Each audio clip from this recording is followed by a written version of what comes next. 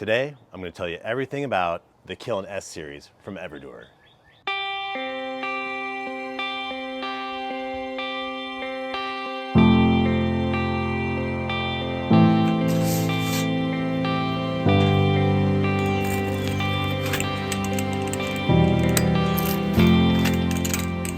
So the last pizza oven I've owned has been the Rock Box, which is a great oven, but kind of on the small side. So when I was looking for my next pizza oven, I wanted something a little larger, and the S-Series was on my radar because it has the size and it looked like a high quality product that I was worth checking out.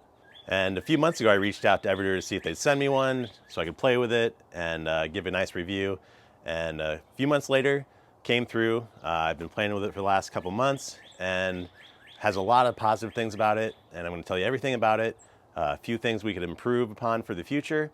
But I think it's an oven worth checking out for that mid-range oven that still has some size, where you can fit a 14-inch up to a 16-inch pizza in there and give you some great results in the backyard. All right, so some general specs on the oven. That opening in the front is about 20 inches wide. And now the burner on the inside is a U-shape, so it goes all the way around the backside from one side to the other. And that's 16 inches wide. So you can get a 16-inch pizza in there. It's snug, but you can do it.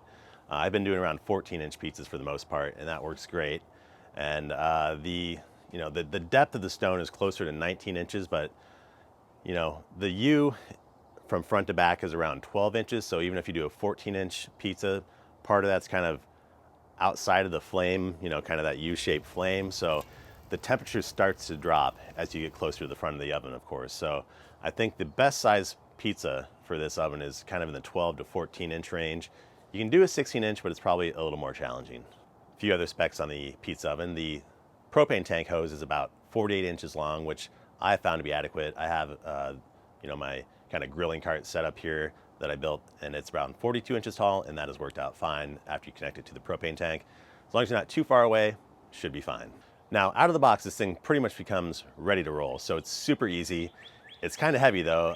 Getting out of the box, I did it by myself because I'm impatient, and that's often a fault of mine. So in this case, moving around, I kind of dented the side above the fire starter just with my shoulder, kind of, moving it around by myself because I'm so big and not strong. It was kind of slippery, so use two people.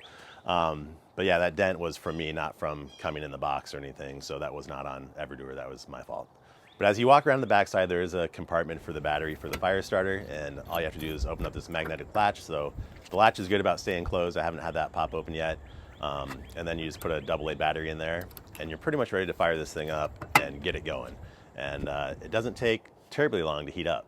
Now the burner is pretty easy to use. It's probably one of the only things that gave me a little trouble at first, just because you have to kind of let the gas clear the line or get to the burner. So, you have to push it in and hold it for a few seconds, and you'll have to repeat that probably 3 or 4 times when you first use it till the gas gets to the actual burner.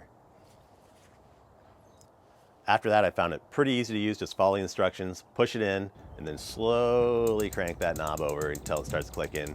Then it lights, and then you just kind of turn it down and then turn it back up to the full position, and you're good to go.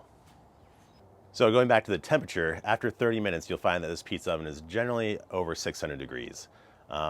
So, usually a home oven, you might be able to get up to 550. So in 30 minutes, this will be above that temperature and ready to cook. I have found, like, if you let it go past 30 minutes, as you get to 40 minutes and above, you're looking at the center being, over 700 degrees. Maybe not as hot as some people might want for like Neapolitan style pizzas, but I think you could still get it done. You'll find there is a temperature change from front to back, obviously, because you have the U-shaped burner. So the back side is going to be even hotter than that, over 800 degrees. But the very front is going to be closer to like 500 degrees. So there is that temperature change. So you will have to rotate your pizzas, obviously, but I found generally you can get it done by rotating it 1 or 2 times. And that's really just coming with practice and seeing how well done you want your pizza as well. So it's worked out great. And as long as you're not in the mode of like, I want to cook this pizza in 1 minute. That's not really my style. I just want a quality pizza. I'm usually cooking a couple at a time for me and my family. And now for a shameless plug, if you haven't seen my video for the grill table build, I'll put a link up there for it if you want to check that out. Okay, so enough on the specs. Does this thing cook pizzas well? Let's check it out. So the first pizza I cooked this day was a tavern style pizza.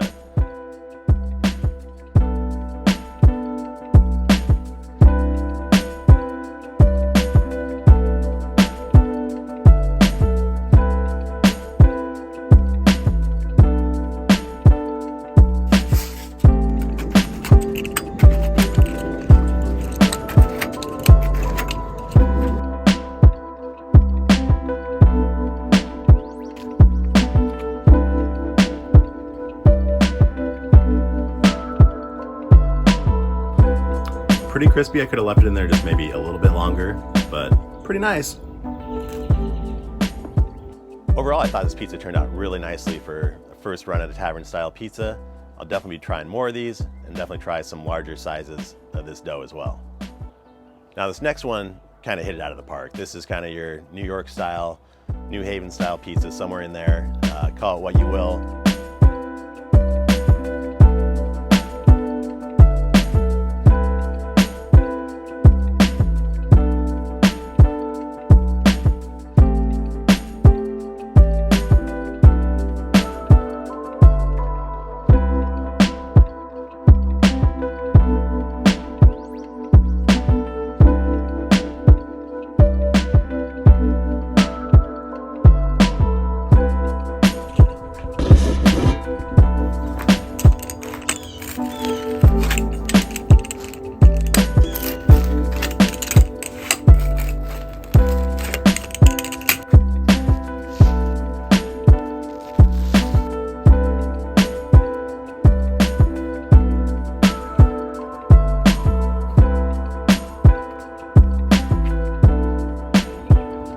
Okay, that's a good one. We'll have to do a video on this recipe. Definitely subscribe if you want to see that in the future.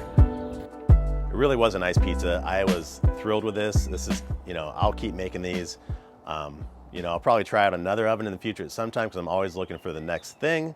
But the Everdure has really satisfied my need for a larger oven at the results that I'm looking for that kind of that mid temperature range pizza. If you heat this up to around 650 in the center, these kind of New York style pizzas come out great. I haven't really tried the Neapolitan style yet. It's not my favorite type of pizza. Kind of the reason I was looking for a bigger oven like this to do more of the New York style pizzas in that range. But I will try to do a post on that sometime here in the next couple months, give that a shot. But I think if you're looking for like a mid-level pizza oven, this one I think you can get for around $600 or so. And it's a really quality oven. Just don't put your shoulder into the side of it, and I'm sure the shape of it will hold up just fine. Just, phone a friend and move it with 2 people instead of 1. Now, some things to improve upon in the future for the S-Series. If they're to re-release this model again, I would try to design it so that U-shaped burner comes further out to the edge of the oven. So when you put a pizza in there, it's like completely surrounded by the flame versus the flame kind of stops, and you'll have a little, if you're doing a 12 or 14 inch, at least a 14 inch for sure, you'll have part of the pizza kind of beyond that enclosure of the flame. So what you find is, you have a little temperature drop there, and that doesn't get done as fast, and it just causes probably in generally a longer cook time. So if there's any way they could get that flame wrapped close to the front, that would be awesome. My guess it's probably some sort of regulatory issue, and you can't have the flame that far out in front. But hey, if it can happen, great. And one other thing, if they could make it happen, would be just make that turning on the flame just a little easier. It works. After you get used to it, it's fine. But I think like if you've used the Gosney's, that ignition system is superior in the way it lights up so quickly every time. Overall, this is a great oven. I'll put some links down below. If you're interested in purchasing it, check those out. I think it's worth a look. They do have a 2-burner oven with the rotating stone in the center as well, which I've not used, but there are some good videos out there for that as well if you're interested in that model. I'll put some links to my favorite videos down below in the show notes so you can check out that model. And subscribe to Seared and Smoked because we're always doing something fun in the backyard, some reviews, some cooks, some grill table builds. So see you here next time at Seared and Smoked. Thanks for joining me.